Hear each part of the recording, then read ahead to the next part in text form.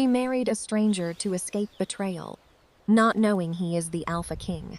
On her wedding day, Cecilia discovered that her fiancé was in love with someone else. Not a stranger, not an enemy. Her own cousin. 3 years of love. 3 years of trust. Destroyed in front of hundreds of guests. Everyone expected her to cry. Everyone expected her to run. Instead, she walked away from the altar, straight toward a man she had never seen before. A silent stranger standing alone near the gate, and with her whole world collapsing around her, she asked him one question. "Will you marry me?" The crowd burst into laughter. Her ex-fiancé smirked. Her cousin thought she had finally lost her mind. But the stranger gave an answer that changed everything. Yes, what Cecilia didn't know was that the man she had just married wasn't an ordinary stranger. He was a king, the most feared alpha in the werewolf world, and from the moment he slipped a ring onto her finger, every enemy who had spent years hunting her suddenly became his problem. What happens when a heartbroken woman accidentally marries the most powerful alpha alive? Stay until the end, because the truth about why he was at that wedding will leave you speechless. Now, before we continue, kindly tell us the time and where you are watching from. Also, do not forget to subscribe to our channel so you don't miss the next story. Like this video, comment your thoughts in the comment section, and share this video with your loved ones. Chapter 1. The Burning Ground. The ceremony that followed was nothing like the one Cecilia had planned. No flowers, no music, no rehearsed vows with their borrowed poetry. The efficient and elderly Beta, who had known her late grandfather, married them in under 10 minutes. His voice low, his expression carefully neutral. The crowd stood in stunned, furious silence. Robert tried to intervene. He stepped forward with that particular look of a man who expected the world to rearrange itself around his discomfort. "Cecilia, be reasonable. You don't even know him." She didn't look at him. She kept her eyes on the officiant's hands as they completed the paperwork. 3 years, Robert. I knew you for 3 years, and I didn't know you at all." The stranger, her husband, supposedly stood beside her without speaking, not fidgeting, not questioning, not filling the silence with reassurance the way most people would have. He simply existed beside her, calm as bedrock, and somehow that was the only thing keeping her from falling apart. When it was done, he offered her his arm. She took it. They walked through the crowd together, and people parted for them. Not for her, she realized. For him. Something about the way he moved made people step back without knowing why. A black car waited outside the gates. Long, unmarked, engine already running. He opened the door for her. She got in. The door closed. The city moved past the tinted windows. For a long time, neither of them spoke. Then Cecilia laughed, a short, broken sound that wasn't entirely sane. "I don't know your name." He glanced at her from the corner of his eye. "Fredericks. Just Fredericks? For now." She turned to look at him properly for the first time. Up close, he was even more unreadable. No warmth, but no cruelty either. His face was the face of a man who had learned long ago not to let things show. What have I done? But even as she thought it, the hollow cold inside her began just barely to thaw. At least, she wasn't standing alone in that courtyard anymore. The car turned off the main road and began climbing a private drive lined with old trees. When the house came into view, Cecilia felt her breath leave her. It wasn't a house, it was an estate. Stone walls stretch wide in both directions. Towers at the corners, ivy climbing the lower half, amber light glowing behind dozens of windows. Staff lined the front steps, 12 of them, dressed in formal gray, standing with their hands folded, their eyes low. The car stopped. One of them opened Cecilia's door before Fredericks could. Who is this man? Inside, the entrance hall rose 3 stories above her head. A staircase split in 2 directions. Portraits lined the walls with serious faces in dark frames, all bearing a certain resemblance she couldn't quite place. A woman in her 50s stepped forward. Sharp cheekbones, silver braid, posture like a woman who had never slouched in her life. Mrs. Aldridge, the head of house, she said, with a small bow directed entirely at Fredericks. Your room has been prepared, the east wing as you requested. She paused. Then, with the faintest recalibration. And a second suite beside it for your guest. Cecilia caught the hesitation. She filed it away. That night, alone in a room larger than her entire childhood home, she sat on the edge of a bed that smelled faintly of cedar and sandalwood, and she finally let herself feel it. Not grief, not anger. Something heavier. I gave Robert everything I had, my time, my trust, my plans, and he looked at me in front of everyone and chose someone who looked like me, loved like me, just wasn't me. What does that say about me? She didn't have an answer. But somewhere down the corridor, behind a door she hadn't yet been invited through, her strange, quiet, impossible husband was awake too. She could feel it. Chapter 2. The Cold Side of Warmth. 3 days passed. In those 3 days, Cecilia learned several things about Fredericks. He woke before sunrise.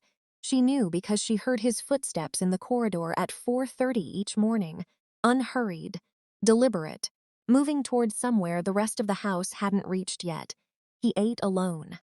Or rather, he always arranged it, so that his meals coincided with the moments she was elsewhere until the morning she came down earlier than expected and found him at the long oak table, reading something in a language she didn't recognize, a cup of black coffee steaming beside his hand. He looked up.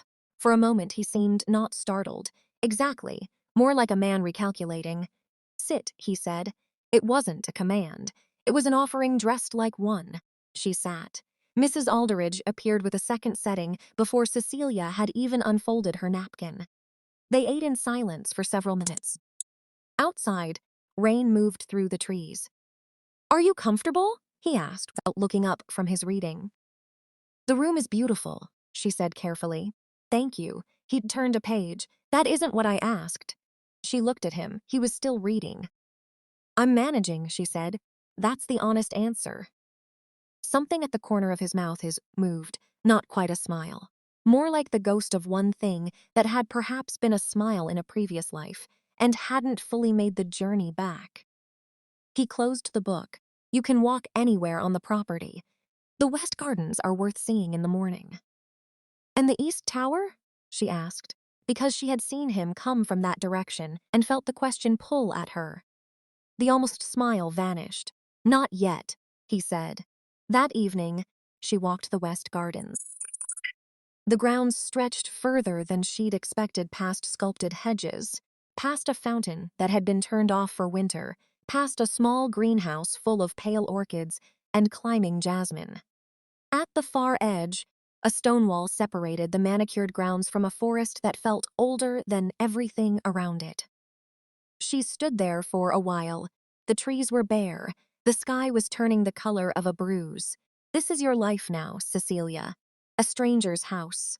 A stranger's name. You ran so fast you forgot to check where you were running to. She heard footsteps behind her. She turned, expecting Mrs. Aldridge. It was Fredericks. He had on a coat, dark, heavy, and he looked at the tree line the way she had been looking at it, like someone reading something only he could see. You shouldn't be up this close to the forest at dusk, he said. Why not? He looked at her then, direct, assessing. The perimeter isn't what it used to be. Stay on the east side of the fountain after sunset.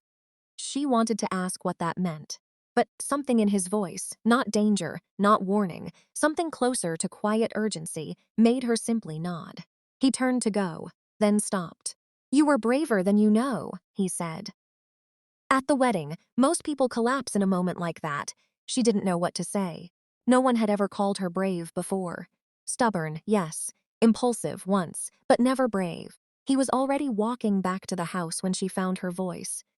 Were you watching me? Before I approached you? He didn't turn around, but she heard him. Yes. She stood in the cooling dark, long after he disappeared through the stone archway, turning that word over in her mind like a coin she hadn't earned. He was watching me. Why was he even at that wedding? Who goes to a stranger's wedding alone and stands at the gate? She had no answers. But for the first time since the disaster of her almost marriage, she felt something other than emptiness. She felt curious. Chapter 3. Blood in the Dark. On the 9th night, Cecilia woke to the sound of breaking glass. She sat up in the dark. For a moment, she told herself it was the wind, or something small, a frame off the wall, a dropped tray. Normal things. House things. Then she heard the voice. Low, male, coming from downstairs, and it was not one of the staff. She moved to the door, opened a crack. The corridor was dark except for the low emergency lights near the stairwell. She could see all the way to the landing. 2 shapes, no 3, moving through the main hall below, not the way guests move, but the way people move when they think no one is watching. Fluid, deliberate, dangerous. Intruders. Her first instinct was to call out. Her second, smarter, was to stay silent. She was about to go back into her room to find her phone when the corridor light at the far end snapped on. Fredericks stepped out. He was in dark clothes, no surprise on his face, no hesitation. He looked down at the 3 intruders the way a man looks at something he has been waiting for. One of them spoke. Cecilia couldn't hear the words, but she heard the tone, threatening, demanding. What happened next lasted less than 90 seconds. Fredericks moved. That was the only word for it. He simply moved differently than she had ever seen a person move. Fast, efficient, with a complete absence of performance. No flourish, no rage, just a motion that found its target and ended there. When it was over, all 3 men were on the ground. None of them were getting up. She couldn't tell if they were breathing. Fredericks turned. I looked up at the landing, looked directly at her. She hadn't made a sound.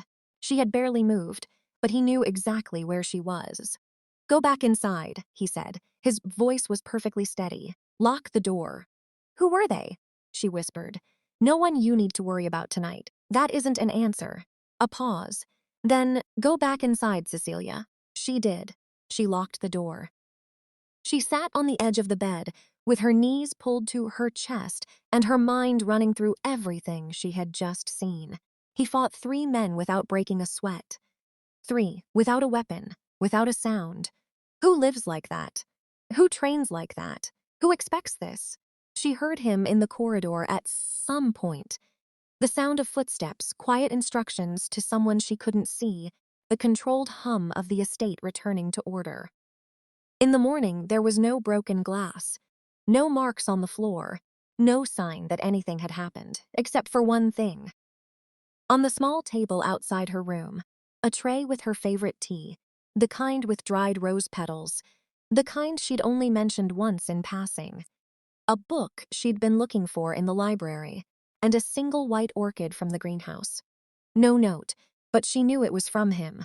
He protected me. He didn't explain, didn't ask anything in return, just made sure I was okay. No one has ever done that. She picked up the orchid. Hold it. Set it back down carefully. She was going to need to find out who Fredericks really was. She just didn't know yet that the answer was going to change everything. Chapter 4. What grows is in careful silence. 2 weeks passed. They fell into something not a routine exactly, more like a mutual agreement to share space without crowding each other. Breakfast most mornings. The West Gardens in the afternoon, if the weather allowed. Evenings in the library, both of them reading, the fire doing most of the talking. He never explained the night with the intruders. She decided to stop waiting for him to. Instead, she watched. She had always been good at watching. It was the quality Robert had called boring, and that she had slowly come to understand was actually the most useful thing about her. What she saw, staff who had worked here for decades and spoke to him in the same safe tone you use toward a thing you deeply respect and slightly fear. Phones that rang and were answered with a single word, sometimes his name, sometimes not, and then silence from his end, while whoever was calling spoke urgently in a language she was still learning. Visitors who arrived without announcement and left without being introduced. And underneath all of it, a man who, when he thought no one was watching, sat in the East Garden in the early light, with a coffee going cold beside him and his eyes somewhere very far away. She brought him a fresh cup one morning, sat down uninvited. He looked at the cup, then at her. "You don't sleep past 6, neither do you," she said. He almost smiled. The real one she'd been starting to recognize was brief, reluctant, as if he'd trained it out of himself, and it kept finding its way back. They sat together until the birds started. It was the longest comfortable silence she'd ever shared with anyone. Later that week, she found him teaching himself a new piece on the piano. He didn't know she was in the doorway. He played the same 6 bars over and over, adjusting something each time. She couldn't identify some small shift in pressure or tempo that her untrained ears couldn't name, but that felt important. She watched him for a long time. He has been alone with himself for so long that he's forgotten people can see him. She knocked lightly on the doorframe. He stopped. "Don't," she said. "It was beautiful." He turned on the bench to face her. Something unguarded crossed his face a fraction of a second, and then it was gone. "You play?" he asked. "3 years of lessons when I was young. My teacher said I had determination and no talent." He laughed, a real one, low and short, gone almost before she could catch it. But it had been there. "Sit," he said, moving along the bench. She sat. He placed her hands on the keys. His fingers were warm. Precisely. He corrected her position without thought. The way someone does who has done it 100 times, and then he played the opening bars slowly so she could follow. She fumbled. He was patient. She tried again. By the end of the hour, she could manage 4 bars without embarrassing herself, and his hand had drifted from her wrist to the back of her hand in a way that neither of them acknowledged. That night, at dinner, she asked the question she had been holding since the beginning. "Why were you at that wedding?" He set down his glass. I looked at her for a long moment. "I heard there might be trouble." "What kind of trouble?" "The kind that looks like a wedding and isn't." She leaned forward. "Fredericks, I need you to talk to me. I'm not delicate. I can handle the truth." He was quiet then. Not yet, but soon. She sat back. She wasn't satisfied, but she noticed he hadn't said no. He hadn't pushed her away. He had said soon. "He's protecting me from something. That much is obvious. But the longer I'm here, the more I think the thing he's protecting me from isn't outside these walls. It's the truth. And whatever that truth is, it's large enough that he's been carrying it alone for a very long time." She reached across the table and touched his hand briefly, deliberately, just the tips of her fingers. He went very still. She didn't take her hand back right away. Chapter 5. The past returns with both hands. He arrived unannounced on a Thursday afternoon. Cecilia was in the greenhouse when Mrs. Aldridge found her with the particular expression of a woman who would rather be delivering any other message. "Mr. Robert is at the gate." The name landed in Cecilia's chest like a stone into still water. He came. Of course he came. He always came when he thought I'd calmed down enough to hear him. She set down the orchid she'd been repotting, smoothed her hands on her apron, breathed. "Send him to the front sitting room," she said. "I'll be there in 10 minutes. Robert looked exactly the same. That was somehow the worst part. She had hoped grief might have done something to him. Thinned him. Hollowed him out. But he was as polished as ever, pressed suit, practiced charm, and he was holding flowers she absolutely had not asked for. "See," he said, with a smile that had opened 1,000 doors. "You look—" "Don't," she said pleasantly, and sat down across from him. He sat, set the flowers on the table between them. His eyes moved around the room, registering the quality of the furniture, the size of the windows, the particular kind of quiet that only comes with real old wealth.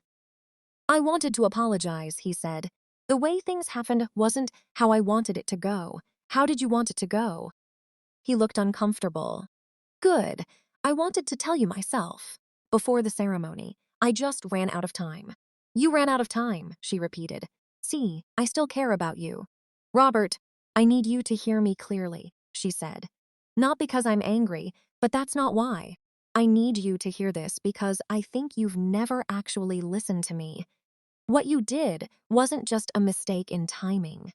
It was 3 years of lying. 3 years of letting me plan a future while you were building a different one. And you're here now, in my home, with flowers because you cannot stand the idea that I moved on before you said I could. He opened his mouth. Don't. He closed it. The door opened. Fredericks stepped in, not hurriedly, not intrusively, but with the calm precision of a man who had very good timing. He looked at Robert the way a very large, very quiet animal looks at something that has wandered into the wrong territory. Robert stood, immediately, without deciding to. I don't think we've met, Robert said, in a voice reaching for confidence it wasn't quite finding. Fredericks crossed the room, stood beside Cecilia's chair. He didn't speak to Robert. He looked at her. Are you all right? 2 words. Are you all right? Robert asked me what I needed exactly once in 3 years. Yes, she said. He was just leaving. Robert picked up his hat, moved toward the door, then stopped. What do you know about who you married? He said. Not to Cecilia, to Fredericks. Fredericks said nothing. There are things you don't know about him, Robert said, and now his voice had something under it, not courage, exactly, but fear trying to look like courage. Things people are saying. People say many things, Fredericks replied. His voice was very calm, the kind of calm that has nothing to prove. Robert left. The room was quiet for a moment. Cecilia exhaled. Thank you, she said. For what? For not saying anything you didn't need to. He looked at the flowers on the table, then back at her. He doesn't deserve your anger. Don't spend it. It was such an unexpected thing to say that she didn't have a response for a moment. Why not? Because anger is expensive. Save it for something worth the price. She looked up at him. He was studying her face the way he sometimes did when he thought she wasn't paying. Attention with a kind of careful attention that felt unexpectedly like being known. He is starting to matter to me. That's the most frightening thing I've felt since I walked into his life. I walked into this marriage to escape pain. I didn't plan to find something real on the other side of it. That night, she knocked on the door of the East Corridor. He opened it without surprise. What did Robert mean? She said quietly. About things people are saying about you? The candlelight from behind him caught his face at an angle that made him look not frightening, but ancient, like someone carrying a history that went back further than one lifetime. There are people in this world, he said, who will stop at nothing to control what they fear. I have spent a long time being something they fear. What are you? He held her gaze, and for one extraordinary moment, she thought he was going to tell her everything. Not tonight, he said, but soon. I promise you, Cecilia, soon. She believed him. She didn't know why, but she did. Chapter 6. The Gathering of Wolves. The invitation arrived by sealed courier on a Sunday. Fredericks looked at it for a long time before he carried it to the library where she was reading. There is an event, he said. A formal gathering. I need to attend. I would like you to come. What kind of gathering? A pause. The kind where people decide things. About territories. About power. About who holds what. She set her book down. Pack alphas? He nodded. Once. Like she hadn't surprised him by knowing, and you attend these? I am required to. She thought about this. All right, she said. I'll come. She wore deep emerald that night, a dress from the wardrobe that had appeared, unexplained, in her suite 3 days after she arrived. She had suspected Fredericks had arranged it. She'd never asked. He wore all black, no embellishment. But the moment they entered the hall together, something happened to the room. Conversations stopped. Not the way they stop for a notable arrival, the way they stop when the air changes, when something larger than expected has just walked in, heads turned, then slowly dropped. Not bows exactly, more like instinctive lowering, the kind of deference that happens before the mind has caught up with the body. They're afraid of him, not just respectful. Afraid. A man approached. Mid-40s, heavy-jawed, expensive suits. the wide-standing posture of someone used to taking up space. Fredericks. He said it the way you say, a name you've had to practice, not hating. We weren't sure you'd attend. I always attend, Frederick said pleasantly. The man's eyes moved to Cecilia, slow, assessing. Something passed across his face recognition, she thought, which made no sense. And you brought company. My wife, Frederick said. His voice had not changed. But the air in the room had. The man smiled, the kind that doesn't reach anything above the mouth. How fortunate for you. He walked away. Cecilia kept her expression neutral. Who is that? She murmured. Victor Crane, Alpha of the Eastern Territories. He knew who I was. Fredericks looked at her, brief, assessing. Yes, he said. He did. The evening wore on. She spoke to people Alphas and their companions, delegates from territories she'd only ever read about in books she'd thought were fiction. They all treated her with a particular brand of careful courtesy, the kind people use when they aren't sure yet what something is worth. One woman was different. She found Cecilia near the window, small, older, silver-haired, with eyes the color of deep water and the measured movements of someone who had stopped performing long ago. You are her, the woman said. I'm sorry? Luna's daughter, the last of the Ashvale line. Cecilia felt the floor shift slightly under her. I don't know what that means. No, you wouldn't, but you will. The woman was gone before Cecilia could ask anything else, vanished into the crowd as if she'd simply stopped existing. Cecilia found Fredericks, touched his arm. He turned immediately to his attention. A woman just told me I'm the last of something called the Ashvale line, she said quietly, and that I'm Luna's daughter. What does that mean? What am I, Fredericks? Something moved across his face. Not surprising, not relief, something older. It means, he said very quietly, that I have been trying to protect you long before you walked up to me at that gate. She stared at him. Before. He said before he knew who I was. He was at that wedding because of me. The estate, the staff, the careful distance he kept, all of it was for me. The lights in the hall went out. All of them. At once. And then the windows broke. Chapter 7. The King, the Luna, and the Truth. It happened in seconds. Shapes moved through the broken windows are large, fast, wrong in the way that living things can sometimes be wrong when they've crossed the boundary. Between human and something older. Victor Crane's voice rose above the chaos, not frightened. Take the woman! Leave the rest! Cecilia understood then. The woman from the window. Victor's careful eyes at dinner. Robert's warning that had felt like a threat. The intruders in the house. All of it circling her, circling what she carried in her blood without knowing it. She pulled free from the grip that had found her arm. Ran, found a pillar, and pressed her back to it. Around her, the room was chaos, overturned tables, shouting, the crash of bodies. Fredericks was somewhere in it. She couldn't see him. Find him, find him. Then she did.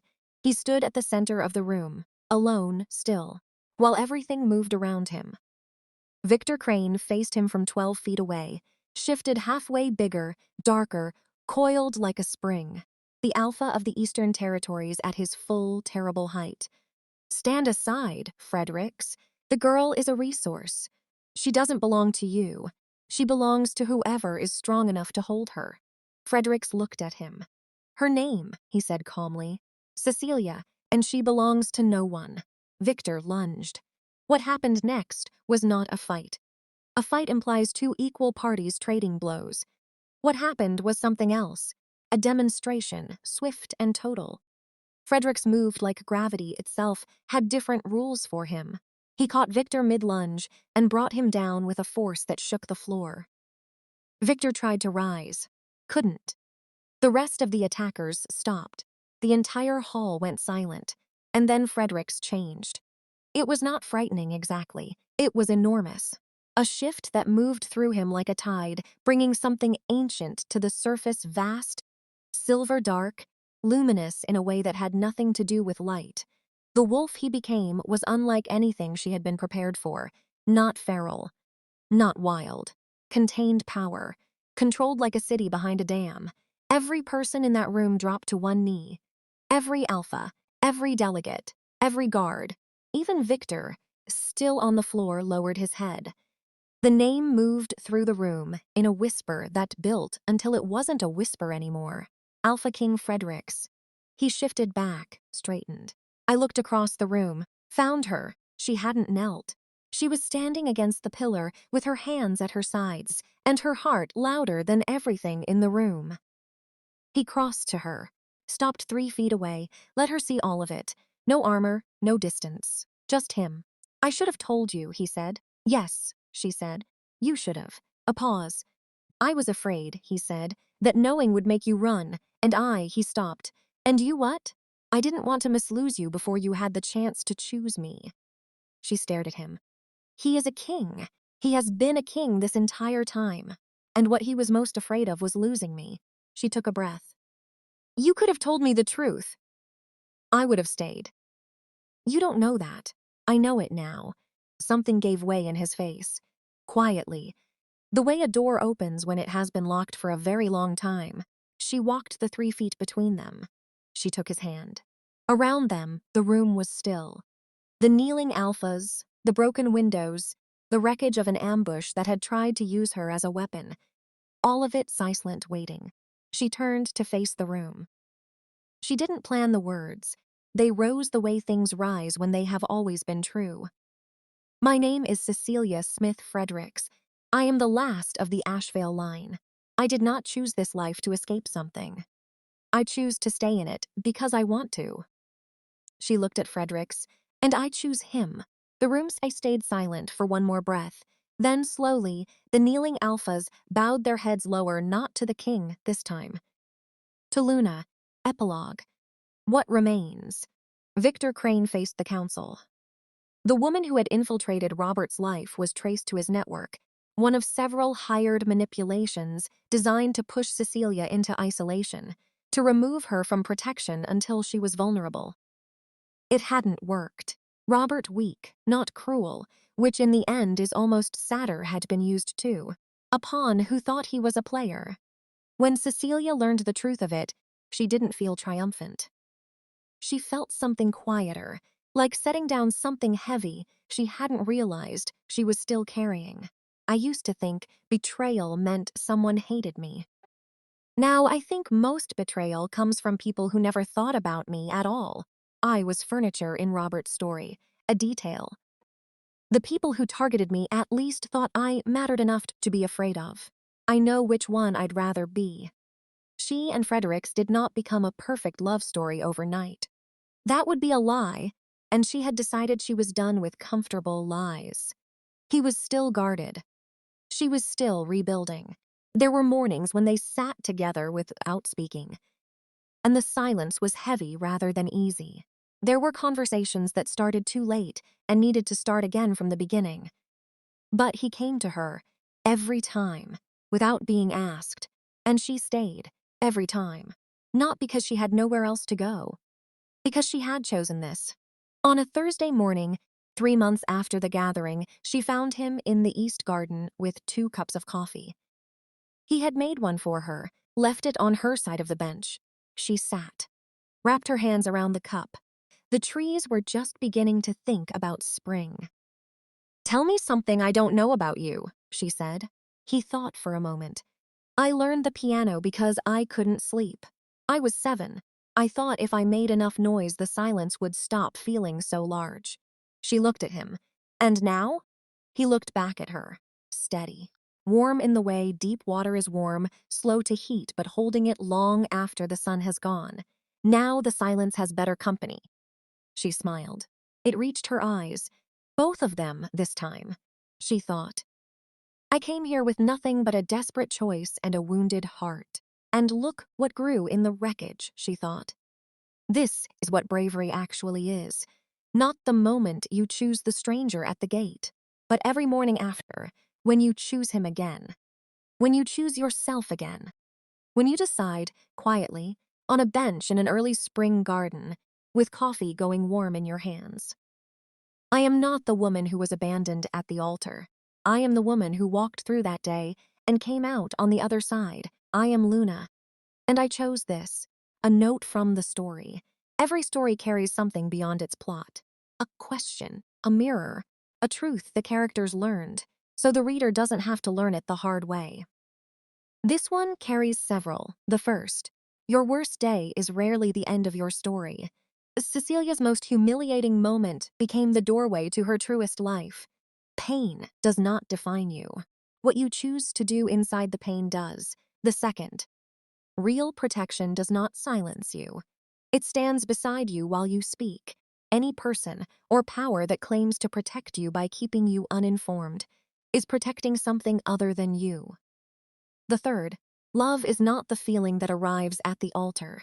It is the choice you make on an ordinary Thursday with cold coffee, remembering who the other person was in their worst moment, and deciding they are still worth knowing. And the fourth, perhaps the one that matters most. You do not need someone else's cruelty to tell you what you're worth. You were never the problem in the story someone else told about you. Subscribe and comment where you're watching from. I will love to say hello to you just to know how far our stories are going.